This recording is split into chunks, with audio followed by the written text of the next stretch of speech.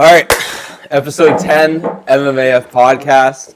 Super excited. I'm like stimmed out right now off this arrow gum, but got my co-host Marco in front of me, and then we have our special guest today, very special guest, once again, one of our dear friends, Mr. Brady Eagan. Yep, I appreciate for you guys having me on here today. I think Dude, yeah, I'm happy to have you, man. yeah, I think it's we exciting. can learn more about each other. Talk about whatever. I'm excited though. Yeah, do you want to introduce yourself? Yeah, so obviously I'm Brady. I'm originally from Massachusetts, in a small town, Tewksbury.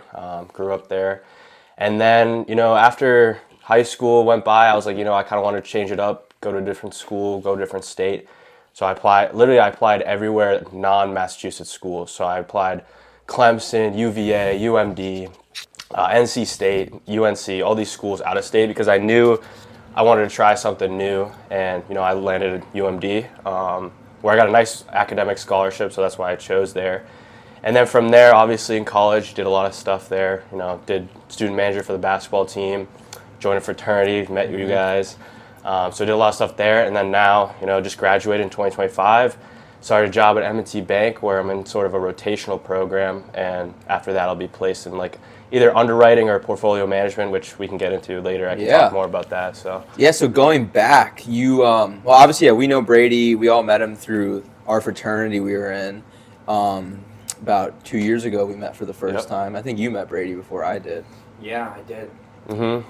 Yeah, But the class after, I think. Yeah, so why, I wanted to ask, you said it stuck out to me, I heard. So why did you want to apply to all these faraway schools from Massachusetts? Yeah, that's a great point. You said Bama, Clemson? Yeah, Clemson, UNC, all like southern schools. Those are faraway schools from Massachusetts. Yeah. What made you want to just leave home? You really wanted to fly away. You want to get out that nest. Everyone asked me that question. It's a great question, and I think, I grew up and I was very, very shy growing up. I was very introverted. I was to myself. I focused on, school and then sports. And, from that, I had friends in high school and, but I was never outgoing, and I wanted to challenge myself, and I wanted to, what they say, you grow from discomfort. And, I knew I had to make a change, especially going into college, because you're going to meet so many different people. It's a whole different environment.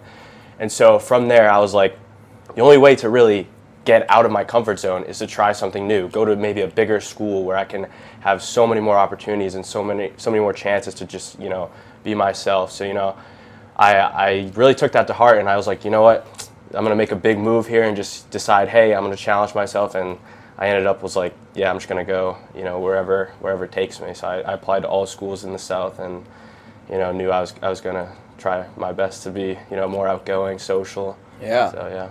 I think that's a good social reset too, because a lot of people grow up in their environment around here. At least I still feel it's weird that we're even around here still. Yeah. Because growing up, you kind of have that social influence that this is the person you're going to be. And I guess getting outside of that box, you get to start to maybe be someone different, Exactly, Because I never thought about it, that you were an introverted person. I always thought you were confident, very nice, very open about it. You were openly always kind to me and just everyone around. When I'd see you at the gym and stuff, I'd be like, man, this guy just seems nice to everyone. So it's funny. I didn't know you were introverted originally. Yeah, I appreciate that. Yeah, no, I was super introverted. And my friends from high school would always say, dude, you never talked until 7th grade, 8th grade, and I was like, yeah, because growing up, I was just straight school, sports, and I was. Why do you think you were like that?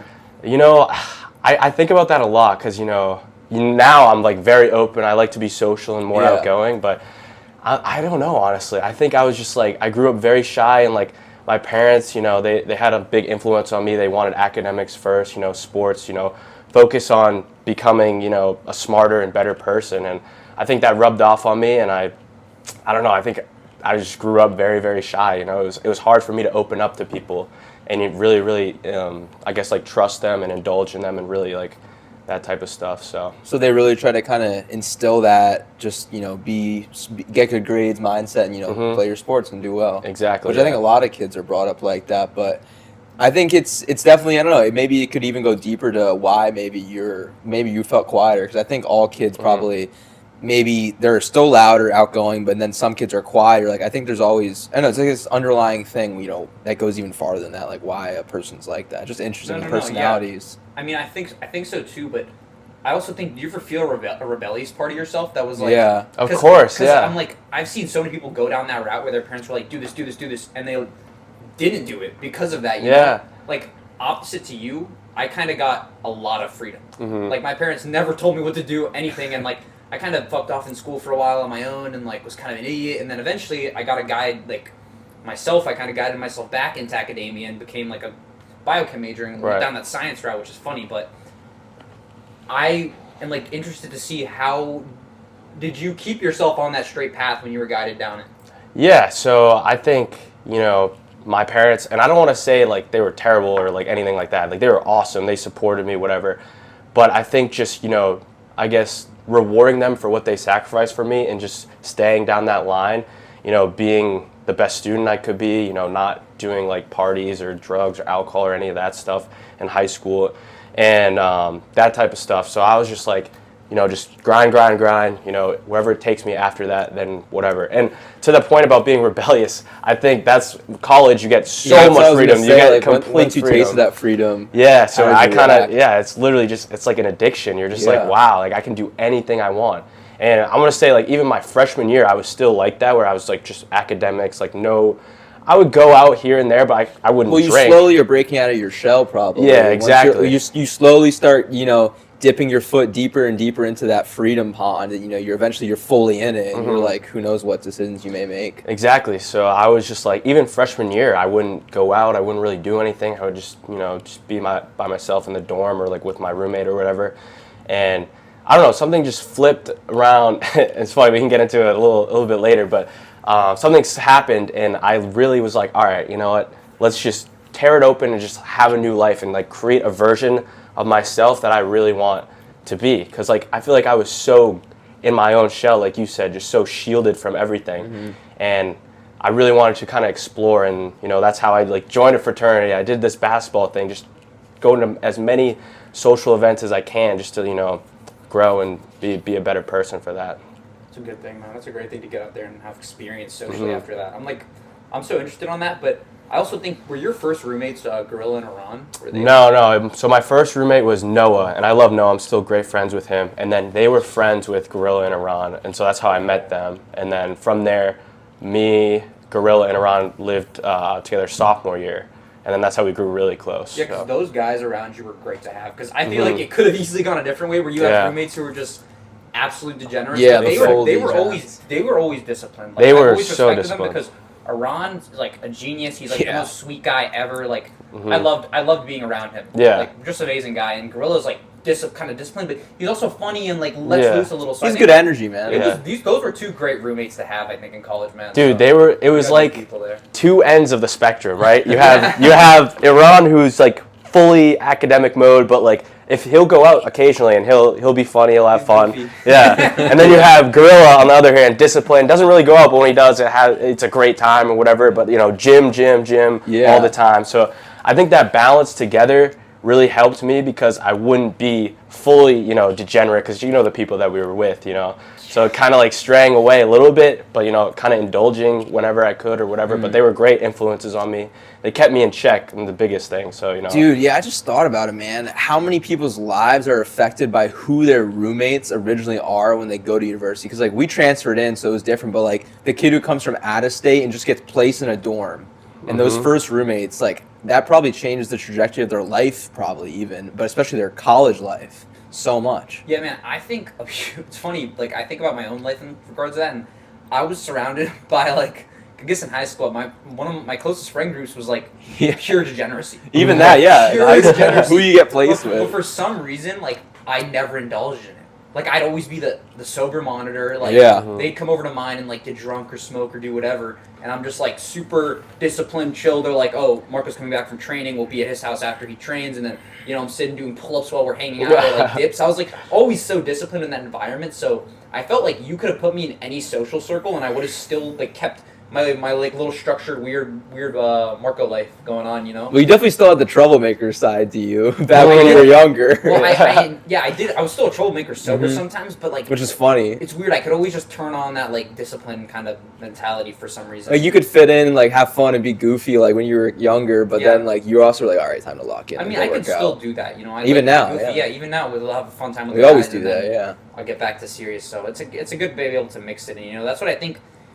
a lot of people aren't able to have like the fraternal and like the college party life and do that. Oh, like, yeah. It's good to have both, and I think you already had that discipline pre-programmed into you. Yeah, exactly. Before college, No, that's a good. great point. I feel like you get into this fraternal mindset, and you're like, okay, party on Thursday, go to the bars Friday, party Saturday.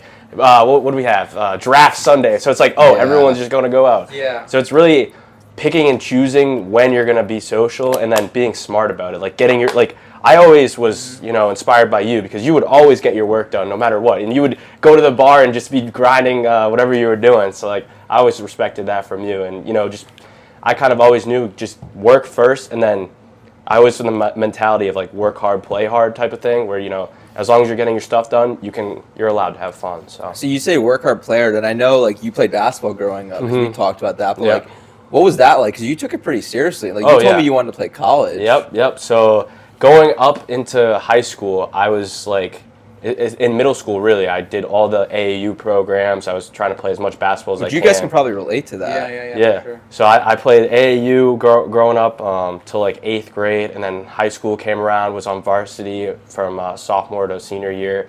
And I took it really seriously because like that was the only thing I really had at the time. Yeah. I wasn't in the gym like now. I didn't really have anything other than just work and basketball. So I would train in my garage just dribbling basketballs. I would be outside. My dad would rebound for me. My brother would rebound for me. And I think about those times and I'm like, maybe if I took it a little harder, I could have maybe played Division III basketball or whatever happened from there.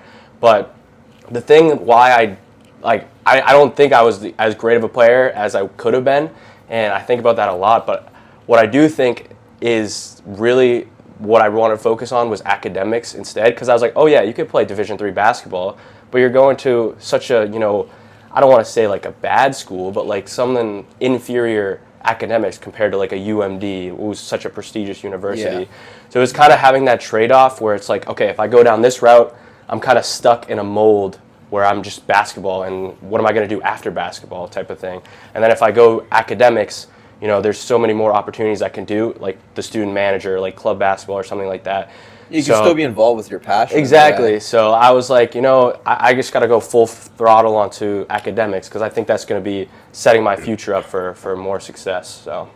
Yeah, I mean, that's interesting because like a lot of people I feel like they don't have that ability to be real with themselves, be like, all right, like I'm probably not going to go pro, and like Exactly. if I go to this D3 school, how is that going to set up my future? But then other guys are probably just so lost in it and just so consumed by it, and they love it so much, like fuck it, I'm going to take the D3 risk. And I mean, sometimes that pays off and they end up, playing D1, they transfer, they ball out, whatever, they go pro. But then some guys probably, I wouldn't say screw their life up, because I don't think anything's really a mistake, but it maybe sets them down a tough path. Yeah, tough path, like a lot of character development there, I think. Yeah.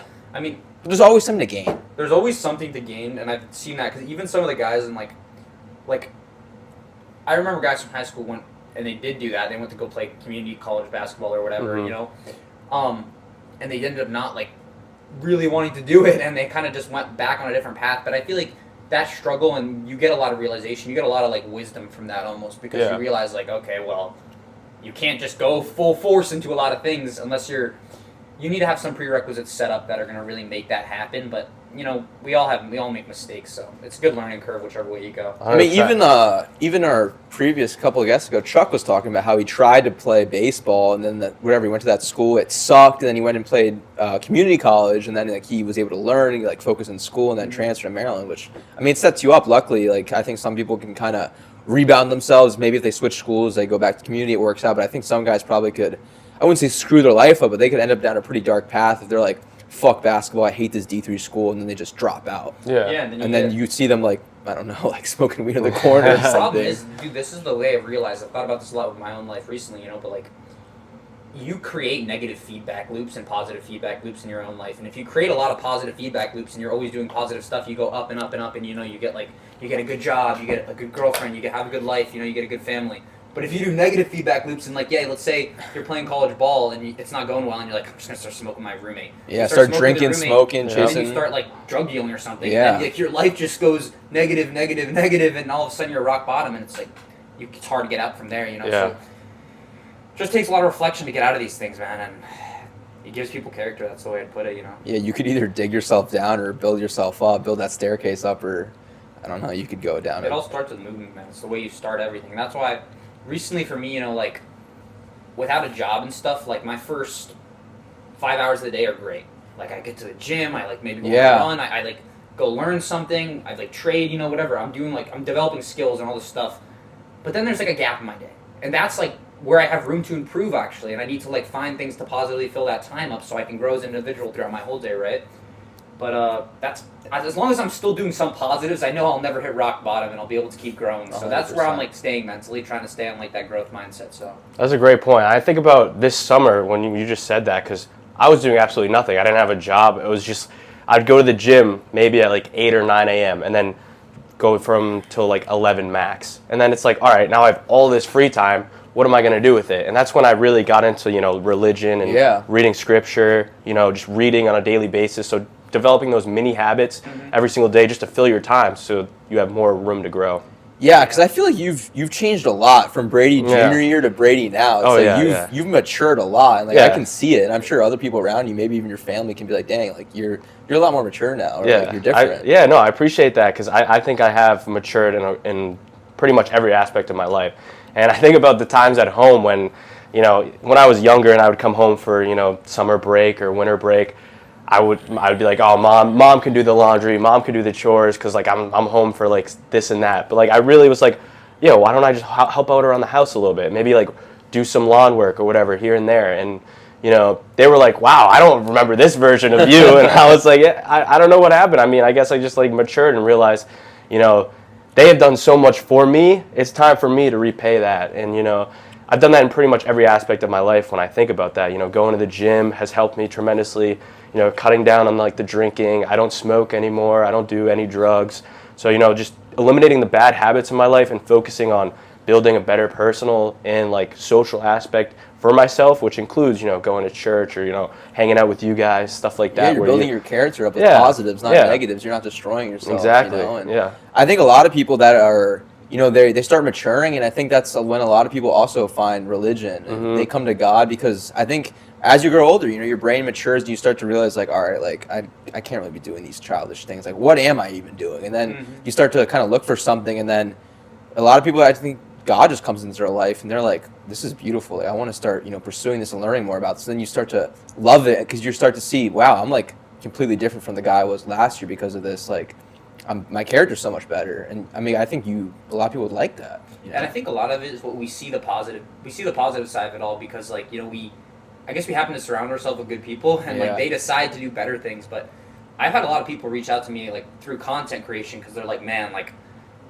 it's hard to get a job right now, or like I'm like in that phase right after graduation where I'm kind of struggling to do work, and I'm struggling to just be motivated to do anything because I don't have a routine given to me anymore, like I did in school, where I'd get this done and that done because I had to do it, right? And just being able to start off with those good habits really, really helps out, like, in the long term. Like, doing these little things, like, people will be like, oh, Mark, your content motivates me, you're training with your dad, you're helping him get fit, and, I'm doing these little things every day, and that inspires other people to do these little positives, and then, once an opportunity comes, boom, they take it. They take the job, or they take whatever it is, and they keep growing as an individual. But you could easily go down that negative route, too, so that's why it's good to look into positive things, like God, religion, eating well, taking care of your family, having a sense of responsibility to like clean up after yourself, because maybe one day you don't clean up and then you start sleeping in, and then you start it spirals, man. Whichever way you spiral up and down in life, so you got to just keep awareness of what could I do, maybe do something a little better, do your own laundry today, don't throw it on man. The free time could be time to introspect and realize maybe things that I could be doing better, or you could use the free time to kind of just distract yourself with things that are meaningless in a way, and just kind of fill the void for that time being. But in a year from now, what do they really do for you? No, you really, man. It's easy with games. There's games, like, drinking, partying, gambling, girls, whatever, gambling, so many things of the world. So many things, man. It's the scary stuff. So gotta be aware of yourself. But I also want to talk about, like, I remember you kind of went through some negative phases in college too. I'm not gonna, like, I wasn't very aware of it, but I remember you were definitely going through some emotional stuff at points, and like, how did that help develop your character, and how did you get through those times? Yeah, that's a great question, and great point.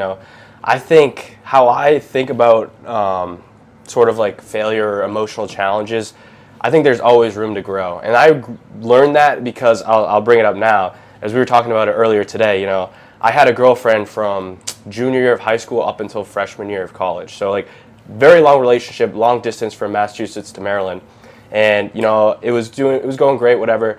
And then I find out, you know, she cheated on me. It was terrible. You know, what am I going to do with myself? Am I just going to dig myself in the grave, you know, be mad, party, do all these things? I was like, no, like you can be upset for a little bit, but you got to pick yourself back up. There's so much to explore in the world. There's so much to love, and there's so much to be grateful for. So, you know, that's how I really originally got into the gym. And from there, that's how mainly most of my like positive habits really circumvented from that. And to that point, yeah, even in college, you know, I was like maybe talking to a girl, and you know it didn't end well, and it ended pretty poorly. But you know, those experiences from the past teach you how to, you know, face, you know, challenges now. And so I think about that time, maybe about like a year and a half ago now, and how I was like stressing out, you know, being not as, you know, here in the present because I was so worried about other stuff. And you know, how I got through that was, hey, I've been through it before. Hey, I know how to dig myself out of a rut, basically. So it's like, I think you go through things in life and they're going to teach you things. And, you know, it's how you respond to those challenges and those setbacks that's really going to prove how your trajectory in life is going to go. But yeah, that's a great point. Yeah. So it's like, it's kind of just like, you go through stuff and you have to figure it out. As a man, as a woman, as whoever you are, you're going to go through hard stuff no matter what. And it's how you pick yourself up when things are going bad is really going to set you free in life, you know? Yeah, that's a really, you know, mature way, and that's a beautiful way to look at it, because I think a lot of people could use the negatives to fuel more negatives in a way. It's like, you know, they keep putting more coal in. It's not building, you know, that fire. They're just digging themselves deeper. Maybe even like some people, you know, will do like the heartbreak, you know, gym arc, but then they become like kind of sour and cold from that. Yeah. But other guys, maybe they go through the heartbreak thing, they get into the gym, and then they find positives and like happiness from it because they learn like, I don't need to be like this anymore. Like I'm happy now. Yeah. Or some guys maybe can dig themselves deeper into the hole, but exactly, it's who you want to be yourself, you know. And I think about, yeah, at the beginning, was I heartless, soulless, you know, terrible, cold person? It's like, I want to get revenge. Yeah, it's like that's how it starts off. And, you know, I guess that's a fine way of looking at it. But, you know, a month goes by, 2 months go by, 3, and then it's all right. I don't even feel anything about that anymore. It's not sustainable to be cold and like angry all the time. It hurts you so much trying to like have that aura. Yeah, I think it damages you more like internally than any external factor ever. So like the girl, she doesn't care about you anymore. So why are you still trying to get revenge, quote unquote? Like there's no real point to that. It's all about developing your inner self. Like maybe that dark energy, like fuel that you're using, can get you things because it's powerful. You know, hatred. You know, that's a powerful emotion. But where does it leave you in the end? You know, and I think a lot of times it leaves guys pretty destroyed and their character is just in pieces because they were just consuming this like hatred for fuel. And the problem is, I think a huge part of that is the social attachments you have in those situations. Because there's certain friends who will like go down with you. Yeah. Because they're not really friends. They're just not like a friend would be someone who uplifts you, tries to help you out of that situation and give you more positive energy. But like, you know, I've had friends who just kept trying to dig me deeper, and I felt at times like, man, I'm just going down. Like they don't really work to pull you up. They kind of like fuel your fire. They fuel your negativity, so you just go down and down, and you're like, phew. And then at that point, you gotta recalibrate your friends or like find new friends, you know, and just find people you can grow up with, because having a bad friend group will really dig you deep. It will really, really dig you deep to that hole. So you gotta be careful. Man, it's that Bible verse: iron sharpens iron. The same thing as a brother. What is it? The verse? As iron sharpens iron, so one person sharpens another. Yeah, like just like that, man. Proverbs 27. People can, people can sharpen your character, and they can bring you up if they're also iron sharpening you, or they could, you know, bring you down. Yeah. Maybe they think, you know, oh yeah, this guy's in that same vibe with me, but in reality, is it really bringing you up, or are you setting yourself up for just a harder comeback? Man? Yeah, it's gonna be a harder comeback sometimes. So you gotta be careful. That's a great point. Real quick, I think about my experience, and I'm so thankful that I had such a great support system during like those times. Because you can have friends, and I'm sure you've experienced that. They're like, oh, let's go to the club, let's just party, like forget about her, all this stuff. And then it's like, you go out drinking, maybe you talk to a girl, but it's not a real interaction or whatever. And then you wake up the next day hungover, terrible, and you're just like, I don't like myself. What am I doing with your life? Dude, I've heard that so much. Exactly. Like, just forget about her, dude. Let's go, like, booze. Let's go. Come on, we're going to go talk to some girls. You're going to feel better. Yep. Dude, I did that for so long, and it never works. We've all fell trapped to that. It's human nature to just, like, want to have that, like, I guess, like, external, you know, feeling of something, because you're so, like, down in the dumps. You just want to feel something. So those booze, that weed, those drugs, you're just like, oh, I'm craving dopamine because I'm so sad right now. Yeah. So, but yeah. It's just like a sand replacement. It's like you fill up you could fill it with something like that, like sticks, and is like gonna grow and like compound with you, but you put it like a piece of sand in there, so then it just crumbles. And you do that every time you do like I'm gonna go grab a drink instead, or I'm gonna go to this party instead. I'll go like stay up all night and do some dumb stuff instead, you know. And then you're just filling the hole with something that dissipates again.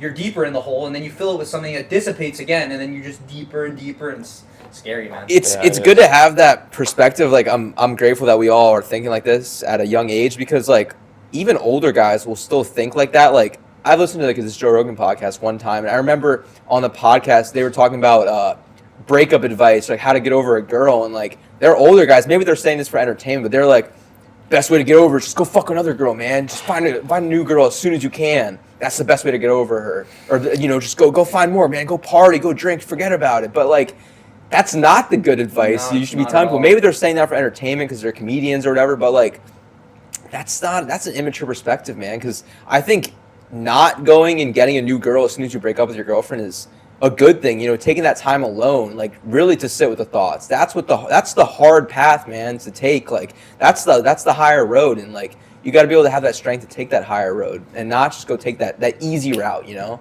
Yeah, and I think quick fix. It's like it's literally like you're filling it with a habit that doesn't give you any long-term return either, and it needs to have some kind of long-term return. Like, for example, let's say you broke up with a girl and you start like, okay, you know, I'm gonna go start doing this new hobby. Maybe I'll start running. So you start off and I feel good after this run, man. I feel a little better. Now I'm going to go learn something else. And it adds more positives to your life over time, instead of like, I'm going to go drink. And then you wake up the next day, you're deeper in your pit, man. You got even more hurt. And now you're like, oh, I hate her more. I'm going to get more revenge. So then you go out and you're going off the radar. You don't know where you're headed, you know? It's a terrible cycle. And, you know, I'm glad that I was able to like break off from that. And I personally think time alone is one of the most powerful things you have as a person. 100%, man. It allows you to like really hear your inner self and really, you know, dive into what you really want in life and like what aspirations you have. Those dreams as a kid, they're completely gone because you just suppress them and have these negative influences you all the time. So it's like that time alone, reflection, all that type of stuff, even, you know, meditating, whatever you're doing to really help your, I guess, like conscious and subconscious mind heal and feel better about yourself is one of the most important things, I think. Yeah, man, time alone is God discovery, but it's also time to, you know, figure out your character and be able to, you know, have those thoughts and just those moments alone where you're just thinking about, like, where you're going in life, man. You need that. Yep. Whether it's for a religious sense or just a character sense, a life sense, man. Setting yourself up for success, not failure. We're just finding passions, man. Finding passions, because, like, yeah, you know, you talk about that kid, like, going back to being a kid. Something I've been thinking about recently is, like, because I'm trying to find something, like, that I'm really passionate about that's, like, you know, going to be something, maybe I go into a career path with it or whatever, but I'm trying to look back to when I was a kid, and I struggle with a lot of memories from when I was young because I went through a lot of, like, what I call it, like, I have PTSD experiences and stuff, so I can't really remember. My brain kind of cut off a lot of my childhood because, you know, I went through some messed up things. But anyway, I'm trying to find out what was that kid passionate about, because like my dad showed me a picture of me with a hammer maybe when I was like 5, and my dad was like, yeah, you'd always sleep with this hammer, you loved it, and you wouldn't give it away. It was a real full hammer, and I'm like a 5-year-old. I'm like, I would be like, no, don't take my hammer. I'm gonna sleep with it. I put it under my pillow and go to sleep with this hammer, and I'm like, I try to look back at what do those, because I really do think those things you were passionate about when you were a child, if you still feel for them, they're your true passions, and those are the things that are gonna like. You can build a life on them. Yep. You can build a life on those young passions, but we forget about them because, you know, like, oh, let's say I'm passionate about teaching, and then I grow up and I go to school and then I start partying and then I kind of forget that I like teaching, so then I kind of get annoyed at the school system and I'm like, oh, you know, I don't even want to teach any of this stuff. I don't like math anymore. So then you start to hate it because of the surrounding environment. But if you were just allowed to nurture and start to love that, you'd find a life in it, you know. Maybe you become a great math teacher or something, but a lot of the external things start to push you away from that passion you had as a kid. So it's really important to stay in tune with those childhood passions, really, man. Yeah, man. It's like that Greg Plitt quote. Look back to, the childhood hero you thought you once would be. What would that kid want? Are you that kid hero today that you once dreamed of being? It's not losing touch with those ideas you used to have as a kid. And it's interesting because I think all kids are raised differently. We all go through different things in life, but it's interesting how different kids have different childhood dreams and aspirations. Mm-hmm. Like, I'm sure we all gravitated towards different stuff, but it's interesting how that works. We're all kind of implanted with like different dreams, and it still impacts you in the long run. And dude, it's funny to me because I've realized recently, like, I try to in the morning think about what I'm passionate about, because later in the day you start to get, you're tired, you're roughed up from the day you already did. Like, I went on a run, I did that, I learned that. I'm like tired, and I can't really think clearly about what I really like or not. I'm kind of just like, you're kind of burnt out towards the end of the day. You know what I'm saying? And it's good to wake up in the morning and just be like, what do I want to do today, and how do I want my day to play out? Like, what kind of life would I want to live? What kind of day would I want to have? Like, what would my ideal day look like? Yeah, no, that's a great point. And I think, that comes with the freedom you have during your day. And I think about right now, and this is probably so many people right now, just 9 to 5s. And I think about my work right now. I wake up and it's like, it's 4:50 in the morning. I got to go to the gym now. Go to the gym. Oh, now I got to work 8 hours. And it's like that compounding effect where you're not even thinking about what you're really passionate about anymore. It's just like you're kind of in this gray, dull cycle. And what I've really tried to do is, wake up earlier. So I started going to the gym in the morning because now I have more time after work to do things that I enjoy, whether it be play basketball, whether it be, pick up a new hobby, reading, all these other things that are like more healthy and more things that I want to enjoy. Because if I wake up at 6:37, just shower, whatever, go to work, and now I have to come home, now I have to lift, it's already 8 o'clock, I have to go to bed already. So it's like, it's kind of structuring your day in a way that you can still feel those childhood passions, as you say, and I think that's very important. Yeah, because I think there's this negative stigma around working a 9 to 5, and like I just started my full-time job this week, and it honestly has not been bad, and I think there's this negative stigma like, once you get into the 9 to 5, your life's gonna suck, and you're gonna have to grind, and it is a grind, but it's gonna be really bad, and you're gonna have to lose touch with a lot of those dreams and hobbies and aspirations you had. But I think it's not true, because that's a choice. It's all a choice you make, and you could use this 9 to 5 time as just an ability to love them even more and love these aspirations even more and want to chase them even more, because now you have this huge new thing in your life that takes up a lot of time, but you can still find the time to chase these aspirations, and that builds them up even more and builds that love up even more, because like you're in a relationship with a girl, and let's say like, you can't see her that much, but when you do get to see her, you love seeing her, and that time is so nice, and you really make the most of it compared to the guy who's seeing his girlfriend every day in college maybe. And I'm sure that's probably why a lot of relationships may even fail, because they forget to treasure those moments with them. But maybe if you're seeing the girl only once a week or every couple of weeks, it's like, man, when you get to see her, you love it, and it makes you happy, and it's more sustainable like that. But it's the same thing with passions. Man, I feel the same way about, like, that's how I've been feeling with a lot of my life recently. I'm like training with my dad, we do it every day, and it's become not as enjoyable for me because it's an everyday thing, and it kind of feels like something I have to do instead of something I want to do. But when I train with my friends, like I train with you once every 2 weeks, once a month, it's such an awesome day. I'm excited for it. I'm like, that was me and him today. Yeah, that was really us today. I was so happy to work out. You're having a blast because it's something that's like a cherished thing now. And it's not oversaturated, because you can oversaturate your loves a lot, and then that's when you get burnt out. That's really what burning out is. You are oversaturating the hobby you love or the thing you love. So it's so important to make those things like, this is like a way I've tried to structure my life more and more recently, is like, am I living the day I'd want to live? Like, am I thinking like, am I able to do the things I want to do today? And if I'm able to do them and I'm not doing them, let's try to start structuring my life in a way where I can still do those things. Like, I can go on my run, I can read, I can learn, I can grow, I can help other people. Like, if I can do those things in my day, it's like, that's a pretty good day right there. But sometimes you find it hard to get all those things done and be like, oh, I couldn't help someone today. But you know what? Over the next couple weeks, I can start working, so maybe I can fit in the time to help someone, or I can fit in the time to go on my run because I want to run, but right now it's hard. So then you keep growing, man, and you start to build a positive life just from like chasing those little things that you still have passion for. But you don't oversaturate them. That's the big thing, man. You can't oversaturate your interests because you're going to burn out with them. Yeah, no, I'm glad you guys brought that up because I think about the time my mom said this quote to me, absence makes the heart grow fonder. And I think about that a lot and internalize that because that is so true about everything. Because that dopamine, we'll go back to that real quick, you know, that instant gratification, you know, it's just, after a while, it's just you get numb. And like you said, you stick into this box where you're just like, okay, I don't really feel passionate about it anymore. And so, you know, like me and you, we haven't seen each other since graduation. I haven't seen you since graduation. So, you know, seeing you guys again, it like lightens up my spirit. I'm like, yes, let's go. I get to hang out with these guys.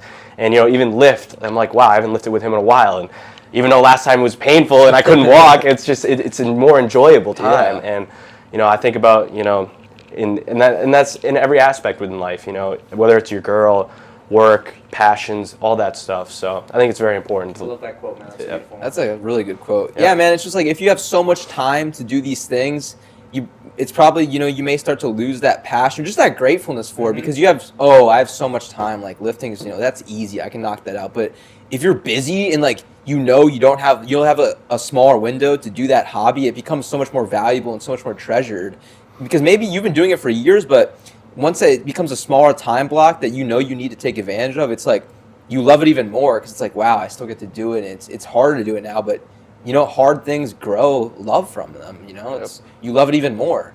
And I think, dude, it's a funny thing actually. I wanted to mention this, but when you're on a time constraint, you really put effort behind what you're doing.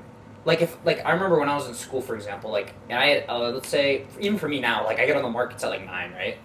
And before that, I'm so energized to do what I'm gonna do. Like I'm like, man, I'm gonna get this lift in right now.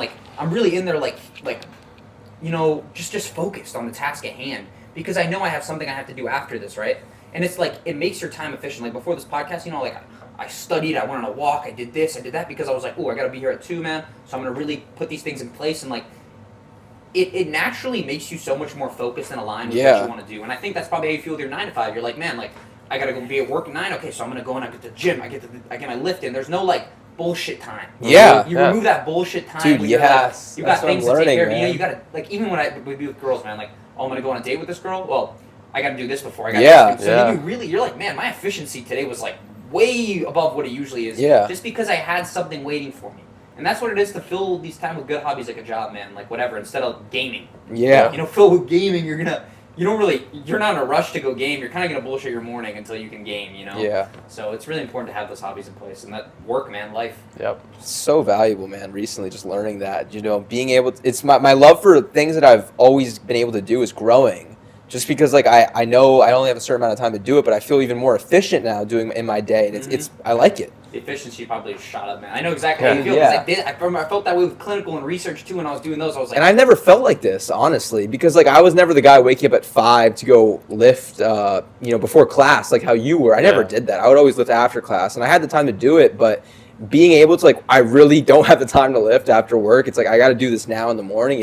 It fires me up, and I'm like, I gotta go lift, and then I'm like fired up because I got that done. Let's go, and now I can go to work, and you know, it's nice. Yeah. Man, it's a way to start your day. That's good to hear. Yeah, dude. I'm glad, bro, because I always felt that with like, I remember it started with community college, and I'd be like, man, I gotta get to class this time. I'm gonna go hit my lift before, and then come into those lifts just energized. I'd come out of the lifts energized, and it just my day would just it gets the momentum moving, man. So that's why I'm saying always keep those positive habits in place. Yeah. Because that gym, like to you, it might just be like going to the gym in the morning. I got nothing to do after. I'm kind of bored, and I don't.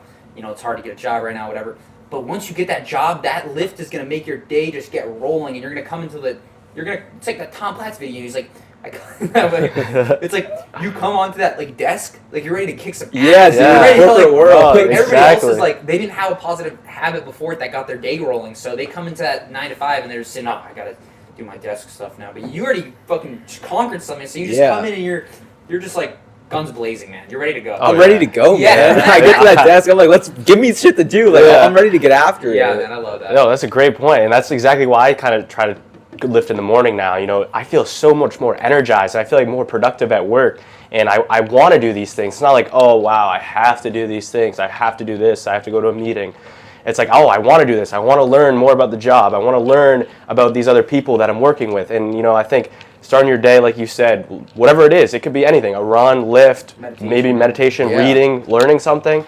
starting your day with something healthy, positive, get the juices flowing, and that's going to keep that momentum throughout the day. And momentum is a real thing. I don't know why people don't believe it is. It's real. Yeah, dude. Momentum is so real. It keeps you going, and it's free energy. It is. And it's powerful as energy, Powerful man. ass energy, man. That's just real. Dude, when you're on the move and you gotta go, but you keep building up that momentum, man, you feel alive. It's so just beautiful, and you feel like you're living. Now, I understand why people now I really understand why people feel the need to go start their day with something positive before they go to work. Like, I'm waking up at 5 and I saw like 2 people running. Like at 5, it's so dark outside, it's pitch black, but they're running with flashlights like on. I'm like, dude, no wonder they're doing this, because they probably need to do this before they go to work. Yes, and they're probably addicted to it because they're older. Those guys look like they were like 40, but they've probably been doing that for years, or maybe they've just started. But I'm sure they love it, and I'm sure they feel that same need. Yeah, I think you bring that up, and we're grateful because we really only have one real responsibility right now, work. So once those other responsibilities pile in, we're getting older. Maybe more school. I'm thinking about getting my MBA, so that's going to be another thing that's just wow. After work, it's going to be focusing on that. So building those habits early. So maybe some external factors, like you're going to have a girlfriend, you're going to have a wife, maybe you want a house, maybe you want a car, all these different things. Building those habits early on, like we're all 22, 23, whatever. So it's like building those habits early on, really important, so you can start for those later things. Yeah, man, I can't imagine the motivation probably, and that probably gets picked up even more when you have a kid. Yeah. Because imagine like Nick point. Bear, who I follow, is like runner guy, owner of BPN Subs. He always talks about how he makes sure to get his morning run in, and so he's back before his kids are even awake. So he can be there when his kids wake up, give them breakfast, and then take them to school. And then he goes and trains, and he's like, my training is cut off by 4. I'm not going past 4 p.m. because then it's family time. And I want to be there for them after school. I want to be there for dinner, and just be there for them. So I'm sure it probably is. I mean, he's probably so fired up to do those activities, because he's like, I got to be back for my family. I need to be there for my wife. I need to provide. It's like being a grown man, you probably have that feeling like tenfold. That's why you need to create self deadlines in Yeah. your own life. Like, you need to, like, if there's nothing to do, man, you gotta be like, make something to do. Yeah. Just do it, because like then you're gonna go into your sessions and be like, okay, I really gotta get this done now. I got this waiting for me, so like let's just get it done. Let's get, and you really enjoy it and you're present for it, because you're like, wow, this is great. Like I'm doing something amazing, and I'm doing it right before I get to do something else amazing, like spend time with my family or whatever. Yeah. Like Nick Bear, man, this badass guy, it sounds like. Dude, I've seen him online. He's awesome, yeah. I've seen him online too. He's awesome. So motivational, and just like so awesome to see a guy like that who's traditional and really cares about family time, and just he knows that none of those like activities come before his family, but he still loves them that much to where he's gonna knock them out and have that time for himself to be with his family. He's gonna make sure he has that time, and that's a guy I respect a lot. Just anyone who's able to do that. Yeah, no, that's a great point. The added responsibility. Now he has to take care of a family on top of maybe he's like paying his mortgage off, he's paying his car off, whatever it is. He owns a business, $1 million business. All this he's got stuff. people he's in charge of, exactly. meetings to go to, but he's still training for like an Ironman, and he's like a top athlete in his sport in the world. It's like, it's so impressive, But it's awesome, man. But yeah, you were talking about you picked up rowing. Mm-hmm. Yeah. So which is insane. Right? Yeah. It's, No. crazy. So at work there was this like charity event coming up where it was rowing, and I got asked, hey, do you want to participate? You look like a big hefty guy. We could use you. So I was like, oh yeah, I'll try it. And I remember going there, and I never seen rowing before. Of course I was. Yeah. Those little nervous butterflies you get as a kid before you're like game. It's a great feeling, man, to get those. Yeah. And like obviously I was like, no idea what rowing is, no idea what I'm gonna do, but those guys around you really support you, and they're gonna teach you how to do it. And man, I got my ass kicked in the first practice. Like the coach was like hammering me down, like, hey, you gotta do this, because the boat doesn't stop. The boat can't stop because everyone else is just paddling and paddling. So it's like, if you get up for a break, the boat continues to go. So you have to go right into it. And, so I do that, and we have practice after work. So that's been mainly most of my time. And the competition's coming up next week, and it's for Catholic Charities. I don't know if you've heard of them. It's like a organization, or something like that. And so it's for a good cause. So that's why I really 100%. Wanted to do it as well. So I think, even better. Yeah, and it's so taxing and it's something hard, which is why I enjoy it, because that's another hard thing I get to learn how to do, and the more you do it, it gets easier and easier, and you learn more tips and tricks to make it easier, and I think it's so rewarding to just do something challenging. And new. Exactly. I mean, I'm so happy you found that, because people need to find those new hobbies that scare them at first, because that I don't know, it's like an XP thing. I feel like you gain so much XP from like going to this hobby that you're scared to do, and then you actually do it, and then you're in there doing, and then like you're getting better at it.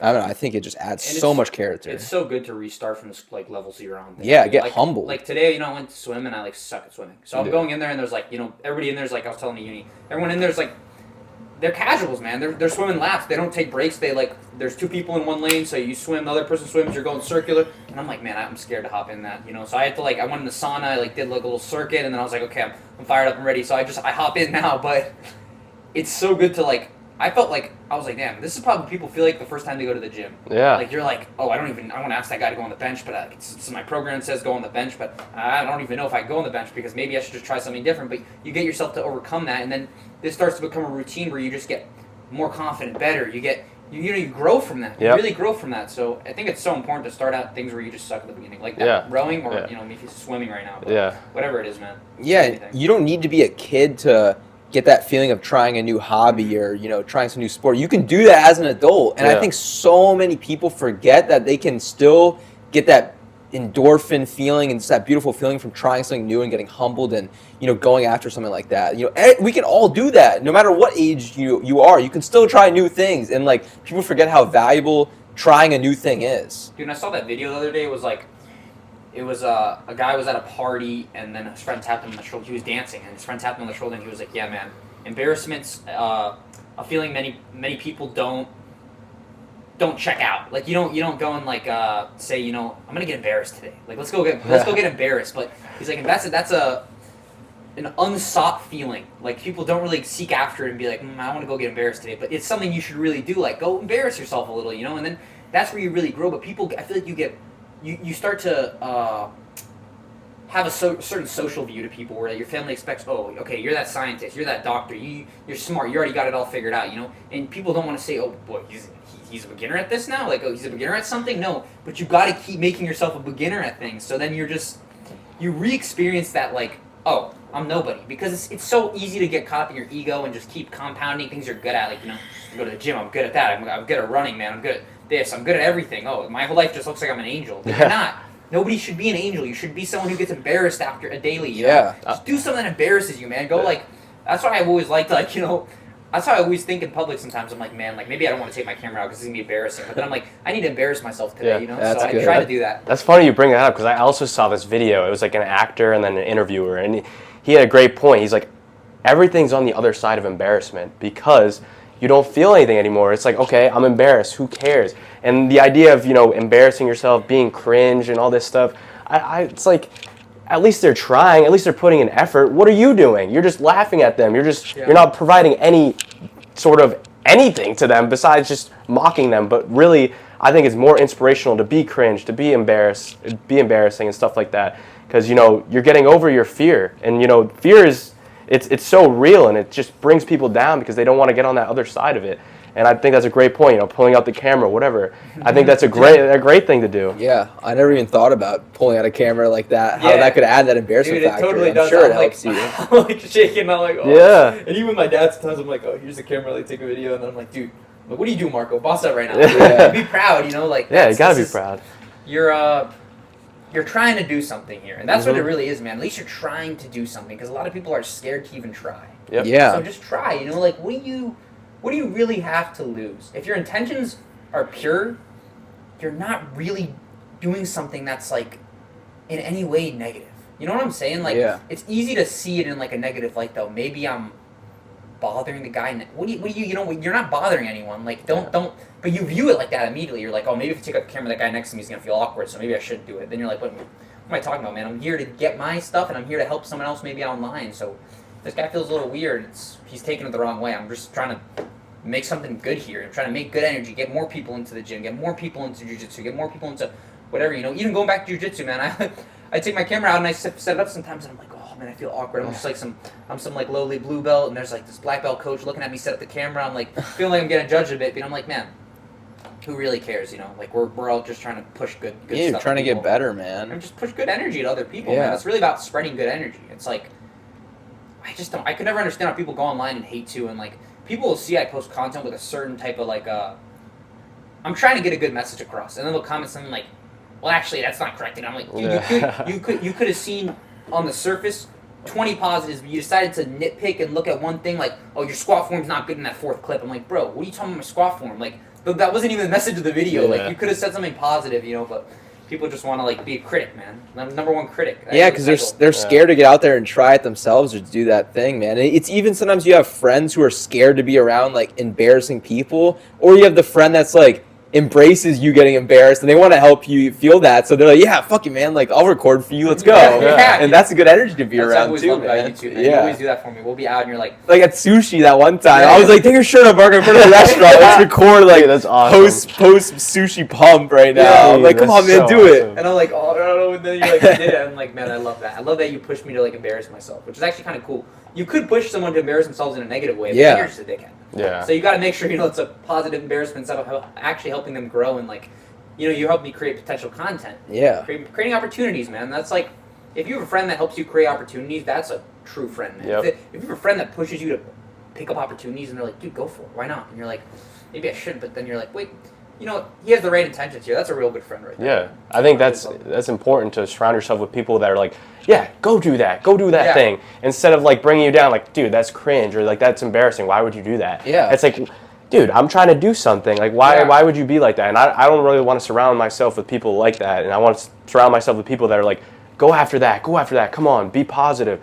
And it's coming from a fraternity, we get viewed and judged all the time. Yeah. We know how it feels, so it's like getting on the other side of chasing something, being embarrassing I think it's awesome. It's something that everyone should try to do at least once, maybe set out a time in the week. Hey, I'm just going to get embarrassed today. Yeah. Like, who cares at the end of the day? I'm going to go ask that girl out or something. Just embarrass yourself. And, like, at the end of the day, who really cares? And it goes back to being like that, being in touch with that like childhood kid. Because I feel like when you're a kid, man, I remember this. I was at the beach this summer, and I'm like sitting there, just like relaxing, man. It was good, and I see these kids like playing in the sand, and this mom comes up like, oh no, stop! You're gonna get sand in your clothes and stuff. And I'm like, man, but he was like having fun in the sand. You ruined that. He was going after something, and you ruined that exploration. Yeah. Exploration of the kids. Like, if you have like you gotta let your kids do something stupid sometimes. You know what I'm saying? Yeah. Because you get that exploration out with that. That's like you exploring, and if you're just like, oh, don't do that, you're embarrassing me, then it's like, oh, all right, I won't do it, and then you just like kind of shut. That's when you see little kids are like, Yeah. oh, you're embarrassing me, stop, and then it's like, oh, okay. You can't bubble up your kids. You can't bubble up your grown man. You can't bubble up me, man. I'm gonna get my shit. You know what I'm saying? Like, don't put me in a bubble, brother. Like, I'm trying to get after it. So you can't bubble your kid, but you also can't bubble like your 22-year-old self, man. Go out there and fucking blow up the bubble. Blow the bubble, man. Just go test yourself. I think all people probably want to blow up that bubble, but maybe they're just scared, through so much repeated bubbling themselves. Yeah. But like, even like at the gym, like I'll be working out with somebody and like I'm screaming and grunting and like, 'cause I'm passionate about this and like I'm trying to be a little bit loud and maybe be a little bit extra because I'm trying to help them bring that out. And so like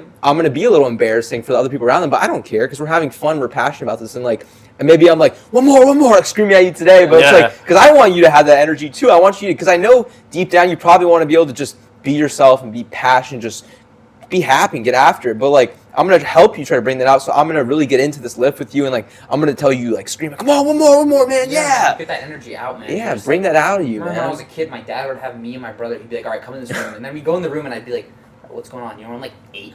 And he's like, all right, we're gonna scream, and I'm like, but mom's in the living room. She's gonna have to think we're like dying. He's like, no, trust me, it's good for you. You need to do it. So we just sit there and be like, like top our lungs screaming. My mom's like, what's going on? It's like, oh, nothing. The kids are just screaming because you and like I remember I took karate class this spring semester, and it was like one of the things he said is like, you're gonna feel awkward when you scream. And I didn't really like the teacher. I mean, that guy was kind of a dickhead. Whatever. That's not the point. But it was a true point. I was like, man, no one screams. So he had us go one by one down the line, and he's like, scream, and you're like, and you let it out because no one ever tells you to scream. Yeah. I've never heard anyone besides my dad and my karate teacher tell me, go scream. And it really is like letting out yourself, man, because you get bubbled by everything. Society bubbles you. Yeah. You gotta break that mold, man, and just get out of your zone, you know? That's a great point. Yeah, I think about like even like the other day when we were at rowing, they had us do these weird stretches where you're just like moving your body around, and then everyone's like, "Oh, I'm not doing that," and I'm just like enjoying the stretch because it's like it's not only gonna help me feel more loose, but it's also like who cares what these other people think? And I think holding yourself to those limitations is just defeating yourself really. You gotta free yourself, man. Yep. Whatever it is, those restrictions you set. You're the only one setting restrictions on yourself, and everyone around you. If people around you are setting restrictions on yourself, man, just get them out of the way. Like there's no reason you should be restricting yourself. Life is too short to just be like, I can't do that. I can't do that. I can't do that. Like, all right, what can you do, man? You can do a lot more than you think you can. Dude, that's why I think everybody should at least try maybe to explore creating content. Because it adds that embarrassment factor, it adds that growth factor, it adds so much to your life just by trying and being, having the humility to put yourself out there and put the real you out there. Like whether it's, your full content like you are, maybe like how I'm not recording my own content. I used to, but like now I'm doing a podcast and like I still get that beautiful feeling, that great feeling of I'm putting myself out there. I'm being me and I'm being vulnerable right now. Like you could easily judge all the last, a million words I just said, but I don't care. I'm gonna put myself out there. I checked our account like a couple days ago, and there was these two guys who commented. Yeah, like I was thinking about that. You don't have permission to make a podcast. Like two guys don't have permission. I'm like, dude, what do you? I'm like, you're gonna comment that you couldn't look at. It just pisses me off when people don't want to look at any of the positives. Like, oh, these guys are taking risks, man. Like, cool. Keep going. Like, someone could have commented, keep going after this, man. Like, you guys are really going after something great here. You're like trying. You're trying to do something right, and you're. But for me and Uni, we've talked about this. Like, it's not even really about the podcast for our success. It's just about us like hanging out with you and talking. Like, how often do you sit and talk with people for an hour and a half, 2 hours? Never. You never do that anymore. Even because there's always, I pull out my phone, I go check this, but we just sit here and talk, man. And we're going back to that like. The way life should be, man. Just keep it simple, talk, and just live, and then people can see that online, and maybe we'll inspire someone down the road. So that's really what the goal of this all is. Yeah, man. It's like you look at an hour, 30-minute of footage, and the one thing you had to say was you don't have permission to do this. Like, why are you doing that? Like, man, there's so many other positive things. There's just so many other things you could have said and noticed, but like you nitpick and see that one negative thing, and like that just says a lot about people's characters. If you're just like the first thing you notice and comment is like a negative. And people hop on the train, man, because like it's funny when I have one negative comment on my video, I usually get more than one. Yeah. I never just get one. And you'll see likes on that negative comment. But then you get like 5 negatives because someone's like, oh well, they said something negative, now I can do it. It's okay. And it goes the same with positives. If someone comments one good thing on your video, you get like 5 good comments. You don't usually get one good comment because people are like, okay, some guy commented. Now I feel like I'm more comfortable to agree with what he's saying. Yeah. Because people just want to fit in, man. Everybody wants to fit in with what everyone else is doing. And you got to learn to just be a free rider, freelance, man. You got to just like send yourself off the abyss sometimes into like the random unknown solo zones. That's where the fun is, man. You're going like the 2020. They're going to run a marathon the other week in Kensington, like literally probably the worst terrain to ever run a backyard marathon on, bro. Like, those hills are like, and I felt so like, just alone, man. Like I felt like, not in a bad way, but just like, I was doing my own thing for once, like it is like, this people, nobody knows what's happening. Yeah, nobody knows. Not one person I'm running by has any idea. It's like 7 a.m. and I'm like 20 miles in, like, I'm just doing something that's like, it's random, man. It's random, it's fun, and it's just outside the box. And that's really, I love to just explore that zone. Oh, yeah, that's excellent. Back to your point about the content, funny enough, me and Gorilla used to create like little videos here and there because we're like, oh, let's just be silly, whatever, take pre-workout, and then go hit a lift. And I think about those times, I'm like, oh, yeah, we didn't post it because we thought it was going to be cringe or embarrassing. But like, that's real raw footage of us having fun and being real to ourselves. And I think that's so important because, like you said in your point, we're just talking right now. I don't really know you as well, but now I'm getting to know so much about you, and you're probably getting to know so much about me. And I think that's just so important in life. And you guys are 2 inspirations to me, and like see how you guys handle things. It's awesome to see. God, man, you're inspiring us right now here too, so it's beautiful. Thank you, bro. Yeah, man, get out there and film yourself. Just take a risk, man, because you'll be so happy at the end of it, man. Just don't forget, those natural instincts that you have, maybe to chase embarrassment, because I feel like it's probably natural. Dude, even this morning I remember I was like at the pool. I didn't film the beginning of the swim. I'm like, because I just wanted to get in the water. So I get in the water and then I'm like, I look around. I'm like, man, I gotta go get my phone and record this. Like right now, I get out after like struggling to swim maybe like 8 times back and forth some laps, and I'm like, dude, I'm like dying right now, but I'm like, all right, I'm gonna get out. And then I got out of the water, and I'm like, no, bro, I gotta get the camera and record. Like, I gotta record this because it's like, all these people around me are probably like, why the hell is this guy setting up his camera, you know? But then it's like, dude, I'm gonna regret it if I don't. I'm gonna regret it if I don't embarrass myself right now. So I'm trying to embarrass myself every day, man. That's my goal. Yeah, that's awesome. Try to embarrass myself every day. So we're working on it, but it's hard, but we're still gonna keep embarrassing ourselves every day. That's awesome. It's awesome. And that's why I'm trying to open up more about me too, man. You know, I'm like deep down, I'm like a little anime manga nerd, and I read manga. Like I watch a lot of anime and stuff. But that's part of my character too. So I'm trying to open up on that side of things, you know, because like that's me. That's really me, and like that's what's made me have a lot of friendships. I've formed so many friendships through anime, which is funny, right? But like I just know people who like animes I liked, or they liked mangas I read and stuff, and be like, oh my god, you watch that too? It was like awesome character here, you know. So it's like. It's part of your character, man. Don't be afraid to show who you are, because everybody has their own little weird niche things. You know, some people have like a video game they could agree on, you know, but those things, you build friends through that. And that's where I'm going to, because I talked about it before in another podcast, but like, I want to build friends, not followers. Like, I want like people who comment and like, man, did you check out the new chapter of One Piece? And I'm like, oh yeah, I did actually. I just read it, you know, it was an awesome chapter. And then you can like, I'm posting like pictures of me talking with my friends, not my followers, about like stuff we're all agreeing on, and that's part of just opening yourself up to everyone, you know. Yeah, no, that's great, because that piece right there, Gorilla and Iran are big One Piece fans, and I used to always be like, dude, anime is so stupid, it's whatever. I used to be on the hate train, and then I watched some episodes, and now I'm watching every single week, and I'm asking questions. I'm like, yo, how does this work? How does this work? And it's funny because like people just are so quick to hate because it's not something that they have ever experienced before, and it's like. Once you experience it, you're like, wow, that's actually kind of cool. Like, let me dive into it. Let me, create my own niche hobby, like you said. So I think it's very important to be very open about everything and just try new things. Yeah, man. Open-minded people are attractive people. It's like, if you're open-minded, man, it's like, oh, I want to be around this guy. Like, I enjoy being around you, this girl or guy who's open-minded. It's nice, you know, because a lot of people aren't open-minded and they're so closed off and so judging and all this stuff. Dude, and that's the thing with my content recently. Like, even sometimes I'll do things where I'm like, oh, man, but maybe I don't have the credibility to say I can, like I posted a video, like, for example, 3 things that made my life a lot better. And I'm like, maybe I don't have the credibility to say that because, you know, my life isn't perfect right now. I'm, like, still dealing with, like, I'm trying to figure out if I should get a full-time job or if I should go back to school or whatever, right?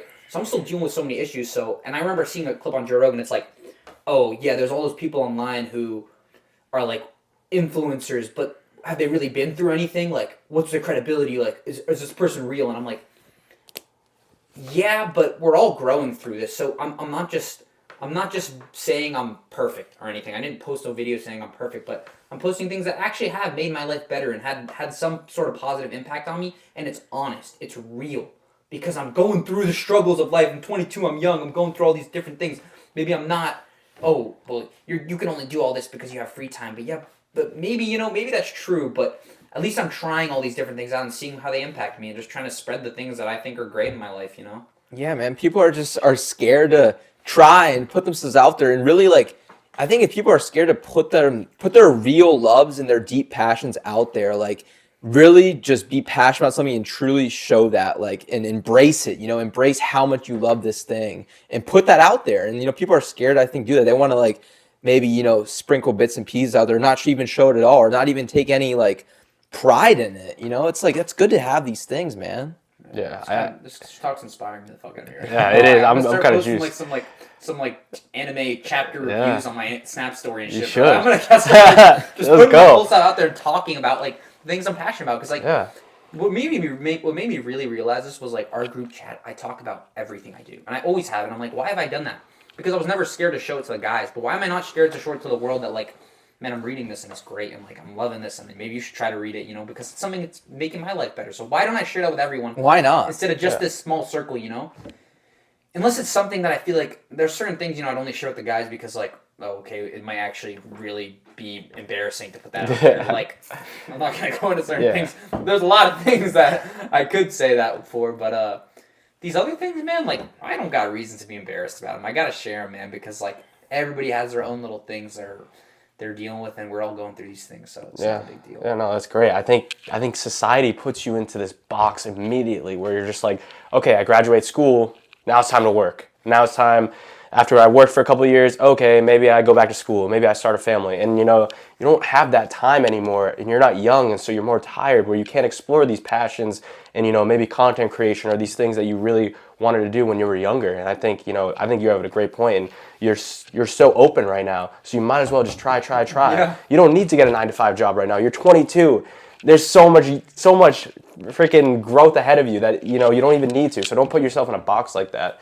So I think that's excellent what you're doing. Thank you, man. Yeah, I'm trying, but sometimes you feel that compelled because I'm like, oh man, everyone else has a job. Maybe I should just get a job, and like maybe I need to you're being a kid, man. You can't get away with that life. You're being childish. Like, yeah, but at least I'm taking risks, man. This is the time. This is like you need to tell me the other day. This is the time to take risks, man. Yeah. This is literally the time to take risks. I have enough credibility behind me, and most people wouldn't even have a biochemistry degree and a philosophy minor right now.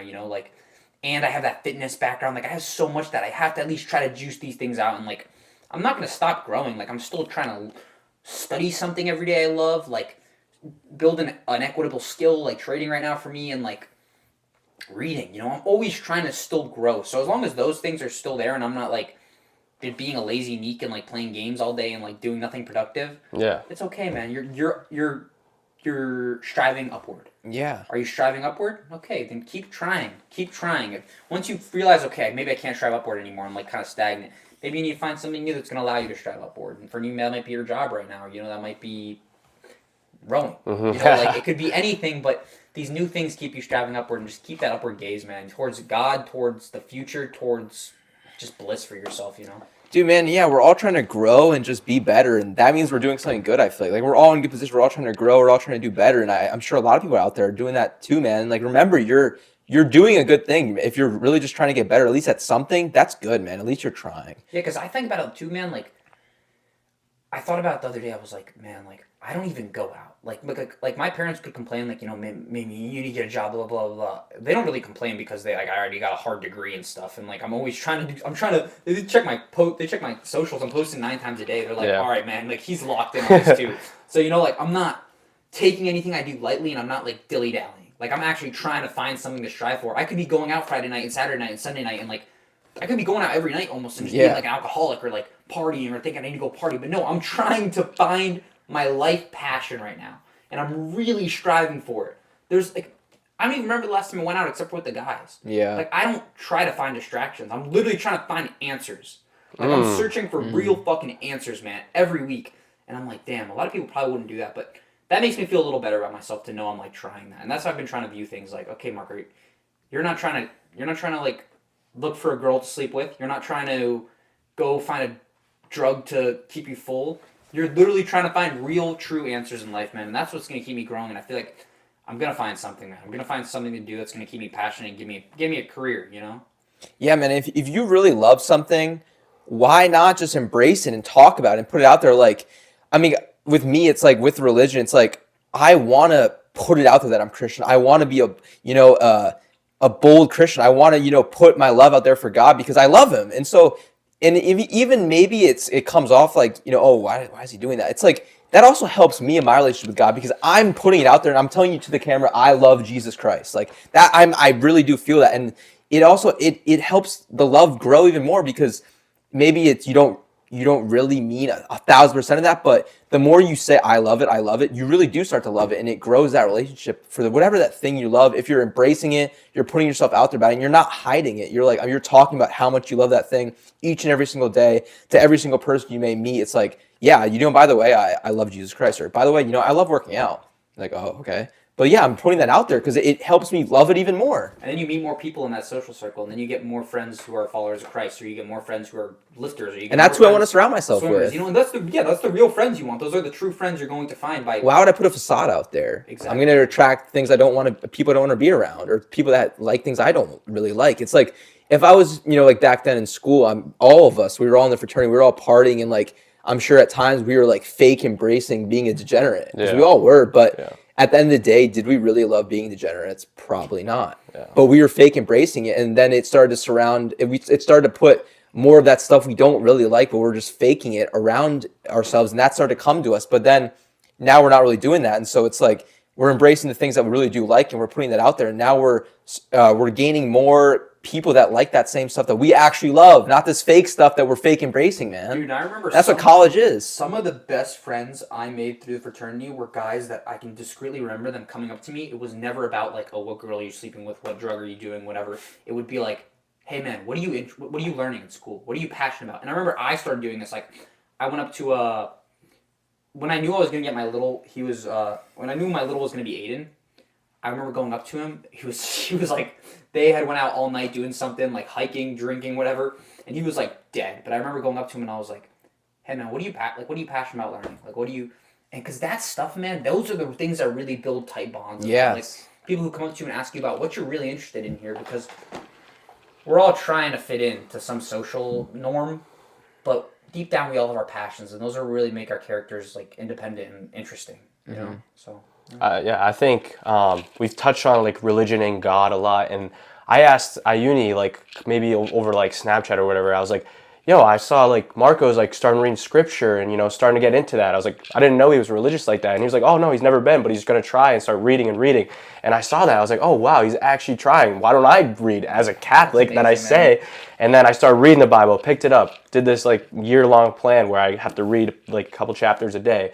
And I think, being inspired by something like that, and I kind of wanted to ask you your experience with religion, being such a science-heavy background and stuff like that. I know it's difficult. I know it's just a long story, so it goes back to I went to so growing up, my parents were mixy on religion. Like my dad he's crazy. I guess, is it a Buddhist monastery, I guess you'd call it? He went to a Buddhist monastery when I was a kid, and I remember he took me there, and like, there was this gigantic, I don't want to be like rude, but there was a gigantic fat man, like, like statue. Dude, like literally, if you imagine like what the figures of Buddha look like, this guy looked like a Buddha figure, and he had like a bunch of necklaces on, like those like bead chains. Oh, it was a real person, yeah. He was a real dude. And he was like I guess, I'm not going to say it was like I don't know, but it's like an introduction to Buddhism kind of thing, so he brought me there and like gave me these like bracelets and stuff, and I remember it was a pretty cool experience, but that was like my mom and my dad also looked into like, they were kind of a little bit Christian too and stuff, so that I kind of grew up around that. But then I went to a Catholic school for basketball my freshman year of high school, and that school like really pushed Christianity. Everyone there was like just really awkward, like really really weird people, and they were all like really obsessed with the religious texts, and it's like I wasn't a big religious guy, so it kind of pushed me away from it initially. Yeah. And I went back to public school after that, and then I guess I always knew during college because I'd been learning science, and I remember one of my teachers said to me, like, the connection, he's like, the big connection between it all is like, chemistry explains biology, physics explains chemistry, and physics is explained by religion. Like, if you look at the highest level of science, like, behind that, there has to be religion. That's what really, like, creates a foundational understanding of all of this. And he said it to me, and I was like, I always, like loved that. I remember he said it to me while I was tutoring, so it might have been, like, junior, senior year, and I was like, man, when I get out of college, I want to read, religious texts and, like, get educated on them. So I was like, I'm going to start with the Bible because all my friends are Christian, or I have a Muslim friend, too, so I was like, I'm going to read the Bible because I have Jewish friends, too, so I read the Old Testament, I read the New Testament. Amazing text, just a lot of beautiful lessons in there, Yeah. I've tried to get closer to God, to find answers for myself, to reflect and to grow and to ask myself questions, just to have that insight with myself. Is like I really try to get closer to God and like try to believe in like Jesus Christ and all these things, and it's helped me develop a lot as a character, and I'm still trying to do that. Right now I'm reading the Quran, so I'm like halfway done with the Quran, a little over halfway. And I mean, it's hard to, I think the problem is when you dive into other religions, besides like I was trying to be a firm believer in Christ, it's hard to rationalize multiple religions at once, and like it's tough. Find an answer there, because there's a lot of places where there aren't discrete answers, and people are going to say online, there are answers, man, there's answers here, and that's when you start to like, okay, man, which one's right, because you get answers from both sides, but it's been a lot of internal development for me, and it makes me reflect on my decisions a lot and be like, okay, am I doing the right thing right now? Yeah. Like, that's the biggest thing that's happened to me recently. Like, I haven't slept with a girl in like 3 months. Like I haven't. My fasting's been discreet. Like I've been disciplined. I've been like making sure I'm not doing certain things like drinking, smoking, whatever. And it just made me reflect a lot more on my decisions and make sure I'm doing the right things. I think that's what made me start to get an upwards aim into the future and like just look towards bettering myself instead of like before I might have been like, maybe I should just go get a drink right now or something, But I just haven't even had those thoughts really because because of God and because of religious texts. So that's kind of my journey with it all. But yeah, Awesome. I'm totally trying to be a believer in Christ. So it's Yeah, man, it's even like I've heard Joe Rogan say this quote so many times. It's like, even if you're not a Christian, but you follow the beliefs taught in the Bible, you will live a happier and better life because you're literally just following these principles that make you a good person. Whether you believe them or not, whether you believe in God or not, if everyone followed these set of rules and ideals, the society would be in just so much better place. Oh, because imagine everyone would be good people. Dude, yeah, because it's all... It teaches you just to be a good person. Yeah. And, you know, why would you hate on that? I don't understand what's bad about that. Yeah, people just want... I feel like because people want to intrinsically have a nihilistic perspective on life and be like, everything sucks. Life sucks. Because sometimes you feel in those bubbles where you want to tell yourself everything sucks, but instead of aiming high. But aiming high is always a better option, man. But you can easily look at things and be like... Because if you're nihilistic, it kind of gives you a reason to bullshit and a reason to, like, go fuck that girl. Or, Nothing like, matters. Go smoke that weed or, like, you know, just go do something stupid with your life. And it gives you an excuse. It gives you an excuse to do it. Because you want to look for the excuse instead of, like, maybe I should do the right thing now. And that's what religion tells you. But when people have been... People want to justify their own actions. And when people have been bullshitting, they want to justify that. So they look for a nihilistic perspective or an atheist perspective and be like, oh, nothing matters. Like, there's no afterlife. There's none of that. You're going to go back into the dirt. So you shouldn't care about anything you do. You should just do what feels good in the moment. And it's like, okay, well, you're just seeking instant dopamine. You're living a terrible life, as I can tell. So a big reason that I started to, like, or I'm trying to be a believer in Christ is because I look at the atheist team, dude. I saw Tristan Tate talk about this. He was like, yeah, I remember he was living in Romania, and he was like, yeah, I'd look around and I'd say, like, okay, who are the people on the atheist team? I'm an atheist. Like, and you look around and you see the people that are atheists are doing crack and fucking hookers. And they're like, not people you would want to be around. Yeah, it's like, all right, well, you don't even relate to them. I'm a guy Tristan Tate's a guy. I'm a guy who's trying to take care of my family, take care of my brother, like, live a good life, like, be fit. So why would I stay on that team when I look at the Christians who are respectable people who will, you know, like, they'll take care of you. They're just people of character. Yeah. And it's like, what team do you want to be on? The team of character or the team without character? Every time I'm choosing the team of character, man.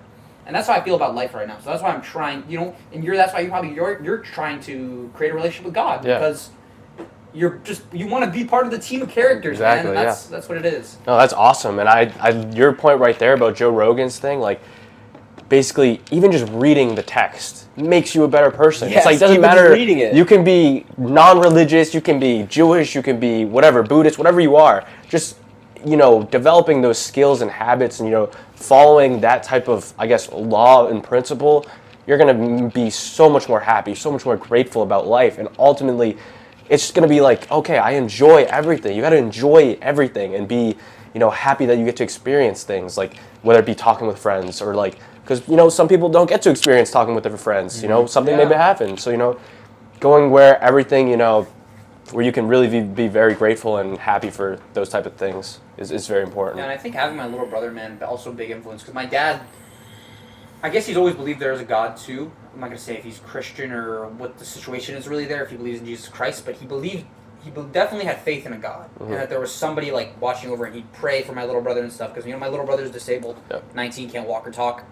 And having him there, you know, my dad's always, he has a seizure. My dad would always pray for him and be like, please, like, God, protect him, you know, like, watch out for him. My mom always did the same thing for him. And, like, having that perspective of just having a life there, man, it makes you want to be grateful.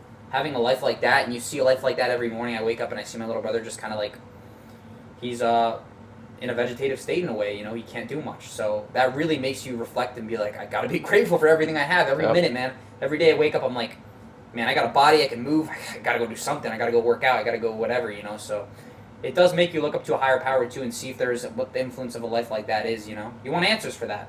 And it's hard to find discrete answers, so you got to look into some kind of religion to find answers. Yeah, man, like, you could surround yourself with content that dives you and pushes you deeper into this, like, nihilistic perspective and just a depression of sorrow and maybe just nothingness. But even, it doesn't even need to be a religious text. Just go pick up a self-help book and read a couple pages of that. I guarantee you that will help you that will make you feel better, and that will do something for your character. Like, it starts with just surrounding yourself with something positive, man. Not these just, like, because a lot of these things in the world that we have access to that are so easy to read or look at, it's just like, it doesn't do anything for us, and it just distracts you from you and who you really are. So just, like, pick up a book, man. go read something, and I guarantee you it'll make you feel better, man. Yeah, man. Look for positivity. It's really easy to just soak yourself in negativity. You know, my dad recently, bro, it's been something I'm trying to deal with. He always has the news on, man, and I'm like, dude, what does this do for you?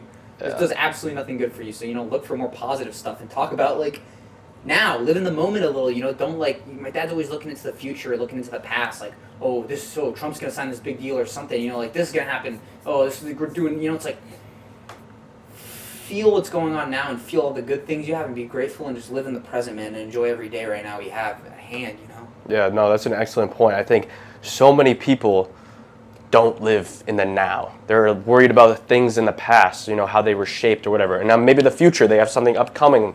They're never truly just here and just like enjoying what's around them, whatever it may be. And I think it's something that you not only develop, but it's something that just inherently helps you as a human being, because there's nothing you should worry about except for right now. Just take a deep breath and just enjoy where you are, no matter what situation you are. It could be bad, ugly, it could be great.